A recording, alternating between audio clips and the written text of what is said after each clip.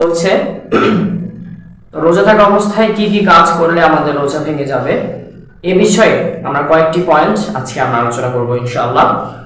এক নম্বরে, রমজান মাসে রোজা থাকা অবস্থায় যদি এই কাজটি করা হয় তাহলে আমাদের রোজা ভেঙে যাবে। সেটি হচ্ছে যে আমরা যদি ইচ্ছাকৃতভাবে খাই তাহলে আমাদের রোজা ভেঙে যাবে। তবে আমরা যদি মনের ভুলে অনিচ্ছায় খেয়ে ফেলি তাহলে আমাদের রোজা ভাঙবে না।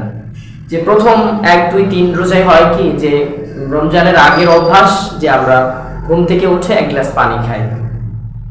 তো পানি খাওয়ার পরে রমজান মাসে পানি খেয়ে ফেলেছি, তারপরে আমার তো মনে পড়ছে যে আমি তো রোজা, তো এই অবস্থায় আমাদের রোজা ভাঙবে না। 1 নাম্বার হচ্ছে যে রোজা থাকা অবস্থায় যদি আমরা মনের ভুলে খেয়ে ফেলি তাহলে আমাদের রোজা ভাঙবে না। তবে যদি ইচ্ছাকৃতভাবে খাই তাহলে আমাদের রোজা ভেঙে যাবে। 1 নাম্বার, ইচ্ছাকৃতভাবে খেলে রোজা ভেঙে যাবে। 2 নাম্বারে যে কাজটি করলে আমাদের রোজা, আমাদের সিয়াম সাধনা ভেঙে যাবে সেটি হচ্ছে যে ড্রিঙ্কিং ইন্টেনশনালি, যদি আমরা পান করি ইচ্ছাকৃতভাবে তাহলে আমাদের রোজা ভেঙে যাবে। তবে যদি কাউকে ফোর্স করে খাওয়ানো হয় অথবা জোর করে খাওয়ানো হয় তাহলে কিন্তু তার রোজা ভাঙবে না। 2 নাম্বার। 3 নাম্বারে যে কাজটি করলে আমাদের রোজা, আমাদের সিয়াম সাধনা ভেঙে যাবে সেটি হচ্ছে যে দিনের বেলা হাজব্যান্ড ওয়াইফ যদি ফিজিক্যালি মিট করে অ্যান্ড সিমেন্ট আউট হয় তাহলে তাদের রোজা ভেঙে যাবে। তবে ইচ্ছাকৃতভাবে রোজা ভাঙার এর চেয়ে বড় স্পর্ধা হতে পারে না।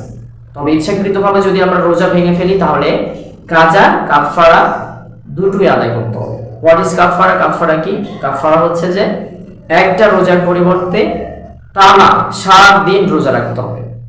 এই যে আমরা টানা 7 দিন রোজা রাখবো, তারপরও কি রমজান মাসের মতো ফজিলত পাবো? অবশ্যই না।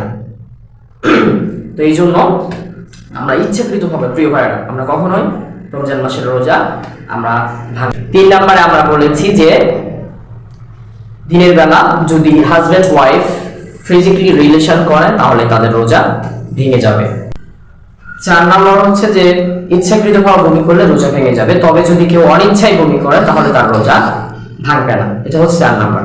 5 নম্বর হচ্ছে যে কেউ যদি দিনের বেলা রোজা থাকা অবস্থায় মাস্টারবেশন করে, বস্ত্রমৈথুন করে তাহলে তার রোজা ভেঙে যাবে। 6 নাম্বার হচ্ছে স্মোকিং করলে রোজা ভেঙে যাবে। 7 নাম্বার নাকের ড্রপ। প্রিয় ভাইরা, আমরা অনেকেই ভুলটি করি যে নাকের ড্রপ নেই। নাক হচ্ছে ভিতরে যাওয়ার একটা গেট হই। তো আমরা কখনোই দিনের বেলা রোজা থাকা অবস্থায় আমরা নাকের ড্রপ নিব না, এতে আমাদের রোজা ভেঙে যাবে।